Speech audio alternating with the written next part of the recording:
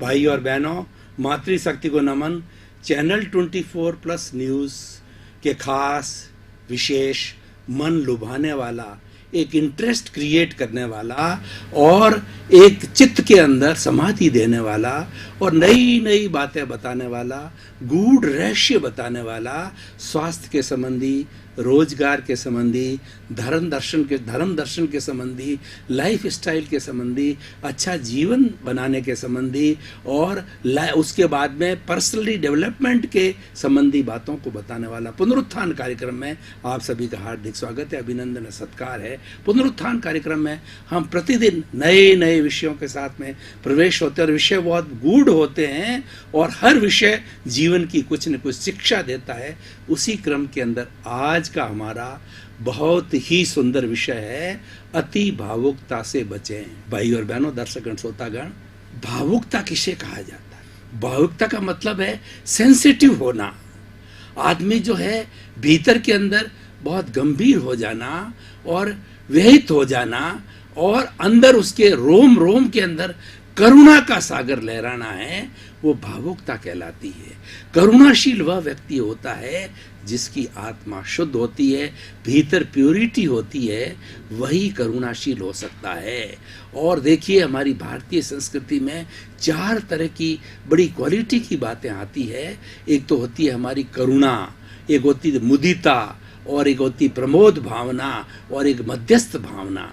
ऐसे सुंदर सुंदर जो है हमारे मैत्री, प्रमोद, कारुण्य, मध्यस्थाश्च, ये ऐसी सुंदर भावना है।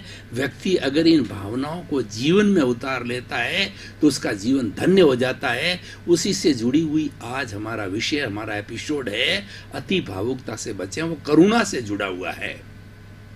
देखिए, व्यक्ति भावुक कब होता है? जो करुणाशील होता है, जिसके अंदर जो है वो एक दरिया बहता है, प्रेम का दरिया बहता है, मैत्री का दरिया बहता है। वो व्यक्ति किसी व्यक्ति के दुख को देख करके एकदम भावुक हो जाता है और ईश्वर से प्रार्थना करने लग जाता है, हे ईश्वर, इसके दुख को दूर करो और मुझे भी शक्ति दो, तन से, मन से, धन से इसका दुख दूर करने के अंदर मैं सहयोगी बनूं। ऐसी भावना उसके भीतर के अंदर होती है, वो आप्लावित हो जाता है। इसका कारण क्या है? हम सही दिशा के अंदर चल रहे हैं और हमारे अंदर पाप भीरुता है, हमारे अंदर जो है मैत्री की भावना है, हमारे भीतर जो है एक अच्छा गुण डेवलप हो रहा है, एक अच्छा इंसान बनने की प्रक्रिया चल रही है, एक अच्छा मानव बनने जा रहे हैं और अपने जीवन को सार्थक करने जा रहे हैं। यहाँ हमारा एपिसोड है, अति भावुकता से बचें। करुणा अच्छी है, परंतु क्या है कि आज का जो व्यवहार जगत है उसके अंदर कई तरह के लोग होते हैं। इसी दुनिया के अंदर राक्षस रहते हैं, देव रहते हैं, मनुष्य रहते हैं, पशु पक्षी रहते हैं और सभी रहते हैं। कुछ लोग ऐसे होते हैं जो नाटकबाज होते हैं और वो दुख को दिखाने का नाटक करते हैं, वो ठगने का कार्य करते हैं।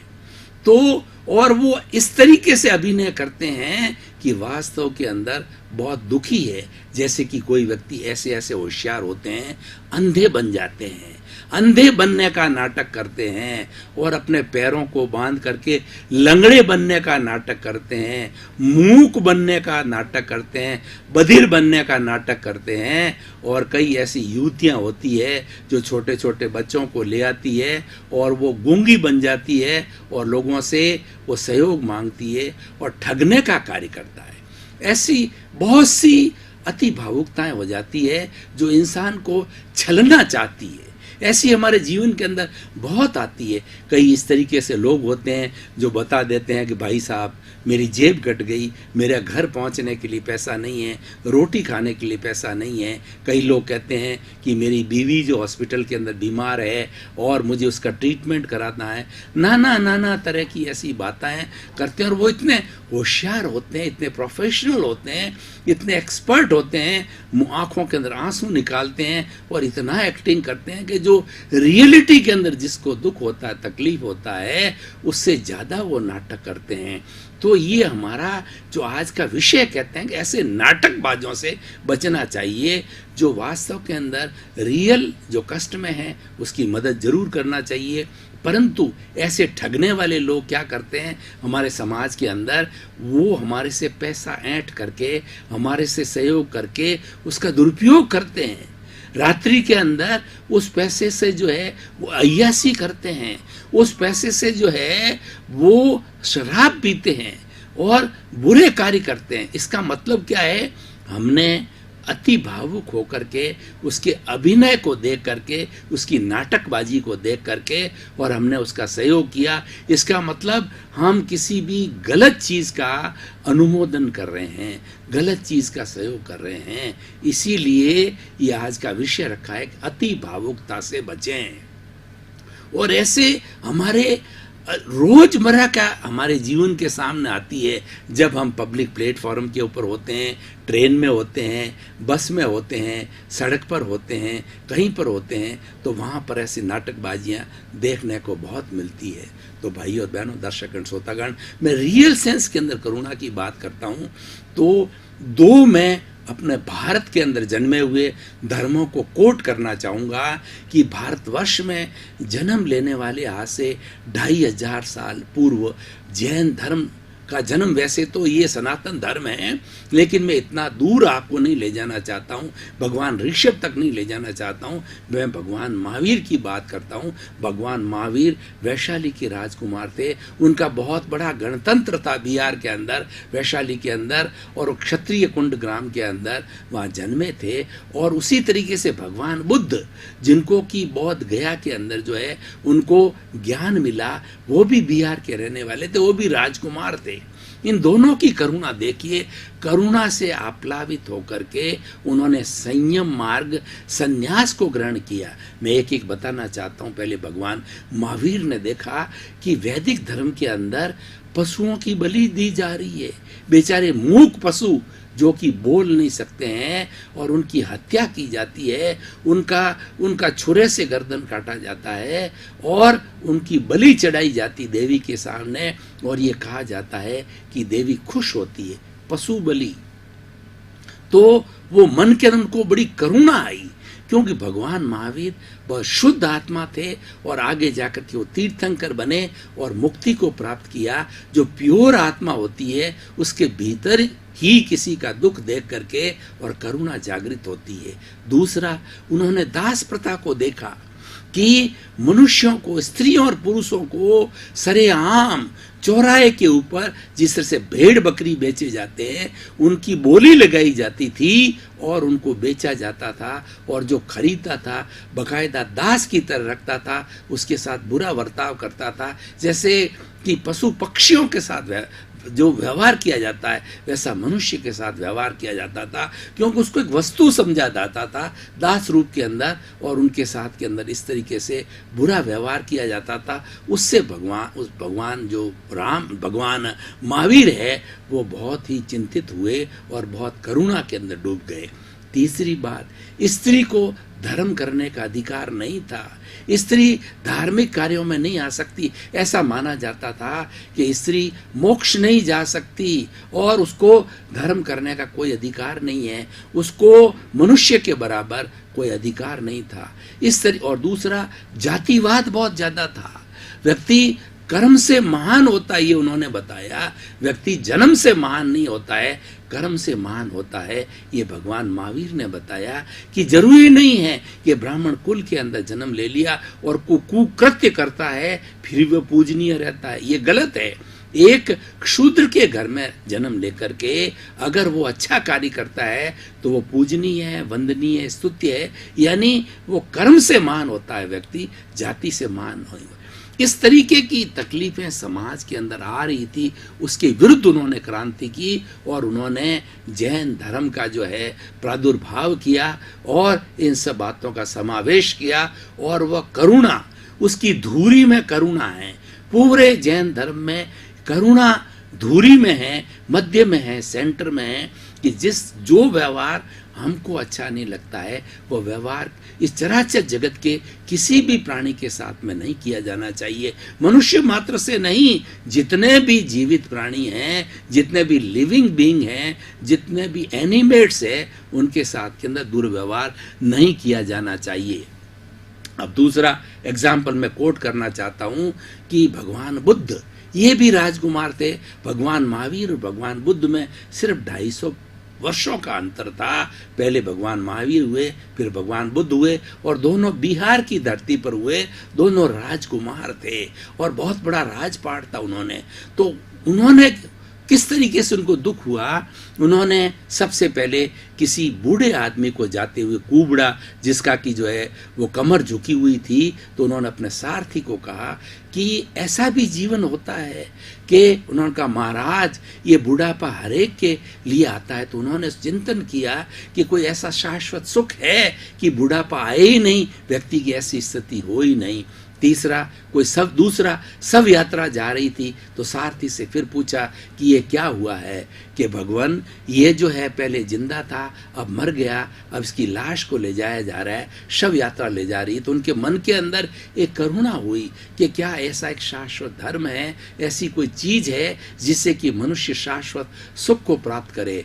तो इन दुखों को देख करके उन्होंने जो है वो 4 आर्य सत्य दिए, और भगवान जो बुद्ध ने ये कहा, sorrow is omnipresent, the cause of the sorrow is wishes, if you want to get rid of the sorrow you diminish all your wishes. उन्होंने बताया कि इस दुनिया के अंदर दुख का कारण है आसक्ति है, दुख का कारण ममत्व है, दुख का कारण लोभ है। आप उस आसक्ति को, ममत्व को छोड़ेंगे तो उस दुख से आपको मुक्ति हो सकती है, और उससे बिल्कुल संपूर्ण छोड़ दिया जाए तो आप शाश्वत अवस्था, जो आत्मा की सिद्धि की अवस्था है, मोक्ष की अवस्था है, वो प्राप्त कर सकते हो। इसलिए भाई और बहनों, दर्शकगण, श्रोतागण, ये 2 करुणा के ऐसे बहुत से उदाहरण हैं।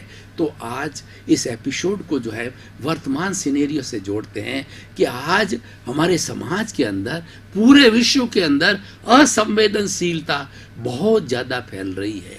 व्यक्ति को व्यक्ति के दुख के प्रति कोई करुणा नहीं है, वह बिल्कुल प्रभावित नहीं होता है और न उसकी मदद के लिए काम आता है। तो लेकिन दुख किसी के साथ भी आ सकता है, क्योंकि ये तो इस जगत जो है वो संचरण करता है, वही संसार कहलाता है। आज किसी के साथ घटित हुआ है, कल हमारे साथ भी घटित हो सकता है, और दुख आने का कारण अज्ञान है, कर्म है, हर एक के साथ आ सकता है। लेकिन समाज उसको कहा जाता है कि व्यक्ति कष्ट के अंदर है, व्यक्ति प्रॉब्लम के अंदर है, व्यक्ति अशांति में है, तो दूसरे लोग जो उसकी मदद करे, उसका सहयोग करे। और जो सभी सुखी हैं तो फिर सहयोग करने की आवश्यकता ही नहीं है। कोई गरीब है, कोई अभाव में है, कोई चिकित्सा के लिए जो है वो तड़फ रहा है, कोई शिक्षा के लिए होशियार प्रतिभावान है, शिक्षा नहीं ले पा रहा है, पैसे का अभाव है, तो ऐसे समय में लोगों की मदद की जानी चाहिए। इसीलिए समाज बना है, और समाज के अंदर ऐसे मूल्य, सहयोग के मूल्य पैदा किए हैं। तो उसमें से सबसे बड़ा मूल्य है भावुकता। इसलिए भाई और बहनों, दर्शकगण, श्रोतागण, रियल सेंस के अंदर भावुकता आती है, हमारे लिए बहुत अच्छी है। और देखिए, जो व्यक्ति अगर भावुक, आज अगर सारा संसार, सारे लोग और हमारी आने वाली युवा पीढ़ी, हम भारत की बात करें तो भारत के अंदर 80 करोड़ युवा है। उन युवाओं और बच्चों को हमें शिक्षा देनी है कि जीवन के अंदर भावुकता को पैदा करो। किसी के कष्ट को देख करके हमारे भीतर ये भावना होनी चाहिए, ये कष्ट उसको नहीं है, ये कष्ट मेरे को है, और ईश्वर से प्रार्थना करनी चाहिए। भारतवर्ष एक ईश्वर प्रधान देश है, आचार प्रधान देश है, धर्म प्रधान देश है। हे ईश्वर, इसके दुख को दूर करो, क्योंकि आप महान हो, आप शक्तिशाली हो, और आप करुणा के सागर हो, सबकी रक्षा करने वाले हो। उसके अतिरिक्त जो उसे प्रयास करना चाहिए कि मेरी क्या कैपेसिटी है, मेरी क्या हैसियत है कि तन से, मन से, धन से मैं उसका थोड़ा सहयोग करके, सेवा करके इस कष्ट को दूर कर सकता हूँ। तो इस तरीके से समाज के अंदर जब ये भावना पैदा होती है, भावुकता की भावना, करुणा की भावना, तब समाज जो है जुड़ता है। और भाई और बहनों, दर्शकगण, श्रोतागण, ये जो मूल्य आते हैं वो धर्म से आते हैं। धर्म के लिए कहा गया है कि धम्मो मंगल मुखी टंग, अहिंसा संयमो तवो। धर्म ऐसा तत्व है जो एकदम मंगल है, सबका मंगल करने वाला है, सबका हित करने वाला है और सबको शरण देने वाला है। और धम्मम शरणम गच्छामि, हम धर्म की शरण के अंदर जा रहे हैं, ऐसी भावना रखनी चाहिए। तो इस तरीके से हम अगर धर्म की भावना, और धर्म कौन सा? अहिंसा संयमो तवो। सच्चा धर्म वो है जिसमें अहिंसा है। अहिंसा का अर्थ होता है प्राणी मात्र को मन से, वचन से, काया से, करने से, करवाने से, अनुमोदने से, प्राणी में स्वयं भी आ गया, अपने आप को भी जो है 3 करण 3 योग जो बताए गए हैं, इनसे अपने आप को कष्ट न देना, ये अहिंसा की सूक्ष्मतम वैसा है। और संयम, संयम के लिए कहा है सर्वभूतेषु संयम अहिंसा। इस चराचर जगत में 84 लाख जीवा योनि है, उन सब के प्रति जो है वो संयम करना अहिंसा है। संयम का अर्थ ये है हम खाने में, पीने में, उठने में, बैठने में, सोचने में, चलने में किसी की प्राणी को किंचित मात्र भी कष्ट न हो, एक चींटी भी हमारे पैर से नहीं मरे, कोई दुखी नहीं हो। और दुख का भाव जो सबसे बड़ी गहरी बात है कि किसी व्यक्ति को कष्ट देने का भाव हमारे भीतर नहीं आना चाहिए। सबसे पहले दिमाग के अंदर भाव आता है, भाव से विचार बनता है, विचार से आचार बनता है, आचार से व्यवहार बनता है, और व्यवहार से व्यक्तित्व बनता है। और अच्छा व्यक्तित्व का व्यक्ति वह कहलाता है जिसके भाव अच्छे हैं। इसीलिए हमारी भारतीय संस्कृति के अंदर भावुक बनने के लिए, करुणाशील बनने के लिए भाव शुद्धि पर ज़्यादा जोर दिया गया है कि अपने भीतर किसी के प्रति कोई भी बुरा चिंतन मत करो, विधायक भाव रखो, नो नेगेटिविटी। हमारे भीतर नकारात्मक भाव बिल्कुल नहीं आने चाहिए। और अगर नकारात्मक भाव आ भी रहे हैं, उसके सामने शुभ भावों को खड़ा कर दो। जब हमारे एक छोटे कष्ट के सामने बड़ा सुख खड़ा हो जाता है तो हम छोटे कष्ट को भूल जाते हैं। उसी तरीके से हमारे अशुभ भाव आ रहे हैं, उसके सामने शुभ भाव को खड़ा कर दो। शुभ भाव को खड़ा करेंगे तो अशुभ भाव तिरोहित हो जाएंगे, भाग जाएंगे, दब जाएंगे, हमें परेशान नहीं करेंगे। इस तरीके से शुभ का चिंतन करते करते करते जो है हमारे भीतर जो है सारी नेगेटिविटी है वो पॉजिटिविटी के अंदर बदलनी चालू हो जाती है। और जहाँ जहाँ पॉजिटिविटी होती है वहाँ प्योरिटी होती है, और प्योरिटी होते होते एक समय ये आता है, ये पूरा शरीर जो है वह एक कंचन प्योर हो जाता है। और उस शरीर से जुड़ी हमारी भीतर विराजमान शुद्ध आत्मा, वो तो शुद्ध है ही है, वो तो 24 कैरेट का सोना है, लेकिन वो उस पर अशुद्धि का आवरण आया हुआ है। वो अशुद्धि का आवरण किस लिए है कि ये जो एक पुतला, जैसे मैं अपने आप, मेरा नाम सोहन राज है, सोहन राज नाम का पुतला जिसके मन है, वचन है और काया है, द्रव्य कर्म, भाव कर्म, 9 कर्म, मन वचन काया, और सोहन राज के नाम की सर्व माया आ परमात्मा प्रभु के चरणों में समर्पित करता हूँ। तो इस तरीके से हमारे भीतर जो है पॉजिटिविटी को हमें बढ़ाना है। और भाई और बहनों, दर्शकगण, श्रोतागण, आज हम बात करें, आज विश्व को संवेदनशील बनाना चाहते हैं, वसुधैव कुटुंबकम की बात करते हैं, और एक अच्छा जीने योग्य हम इस वसुधा को प्रति को बनाना चाहते हैं, तो हमारे भीतर संवेदनशीलता आनी चाहिए, करुणा आनी चाहिए। करुणा की भावना से व्यक्ति कभी भी किसी के साथ अन्याय नहीं करेगा, कभी भी किसी के साथ में शोषण नहीं करेगा, वह धोखा नहीं देगा और किसी के साथ झूठ नहीं बोलेगा, कपट नहीं करेगा, क्योंकि ये करुणा का प्रभाव होता है। उसी कारण से ये मूल्य हमारे में खड़े हो जाते हैं। एक करुणा एक ऐसा मूल्य है, बहुत से अच्छे मूल्यों को लेके आती है। इसी तरीके से हमारे भीतर अगर नकारात्मक भाव है तो वो नकारात्मक भाव कई नकारात्मकता को लेकर के आते हैं। ये हमारा जो चराचर जगत है, हमारी जो नेचर माँ है, सृष्टि माँ है, इसके अंदर पॉजिटिव और नेगेटिव एनर्जी दोनों हैं। नेगेटिव एनर्जी इंसान ने छोड़ी है और पॉजिटिव एनर्जी है वो पृथ्वी माँ का क्रिएशन है, नेचर माँ का क्रिएशन है। हम क्या मांगते हैं, अगर हम पॉजिटिव थिंकिंग करते हैं, विधायक भाव, किसी के प्रति करुणा का भाव, किसी के प्रति भलाई का भाव, तो कॉस्मोस से जो है डायरेक्ट हमें वो एनर्जी जो पॉजिटिविटी की हमको मिलती है। और हमारा आभा मंडल, हर प्राणी के ये जो सिर है उस सिर के पीछे एक वलय बनता है। आपने कभी महापुरुषों का चित्र देखा होगा, उनके पीछे गोला बनता है, वो गोला ओरा कहलाता है। यानी आपका जैसा चिंतन होता है उसके अनुरूप जो आभा मंडल बनता है, ओरा बनता है। और आजकल तो विज्ञान ने इतनी तरक्की कर ली, फोटोग्राफी ने इतनी तरक्की की गई, उस ओरा के फोटो लिए जाते हैं। ओरा के अंदर जैसे हमारा भाव होता है वो हमारे भीतर के चिंतन को प्रदर्शित करता है। अच्छे भाव होते हैं तो अच्छी पिक्चर आ जाती है, और नकारात्मक खोटे भाव होते हैं तो खोटे भावों की वो चित्र आ जाता है। दर्शकगण, श्रोतागण, भाई और बहनों, आपका बहुत बहुत धन्यवाद। आप पुनरुत्थान कार्यक्रम को बराबर देख रहे हो, दिलचस्पी ले रहे हो, इसीलिए पुनरुत्थान कार्यक्रम टॉक ऑफ द टाउन बना हुआ है। और सभी तरह से ये मैसेज आ रहा है कि पुनरुत्थान कार्यक्रम के अंदर प्रतिदिन जो विषय दिए जाते हैं, जो वो बातें बताई जाती है, वो ग्रहणीय हैं, अनुकरणीय हैं, जीवन में उतारने लायक है। पुनरुत्थान कार्यक्रम का हमारा उद्देश्य है जगत कल्याण और जय जगत, सर्वे भवन्तु सुखिनः सर्वे भवन्तु निरामया। इसी क्रम में आपका जीवन आनंदमय हो, मंगलमय हो, करुणामय हो, और आप खूब करुणामय होकर के और समाज की सेवा करें, परोपकार करें और आनंद के साथ जीवन यापन करें। आपके प्रति मंगल।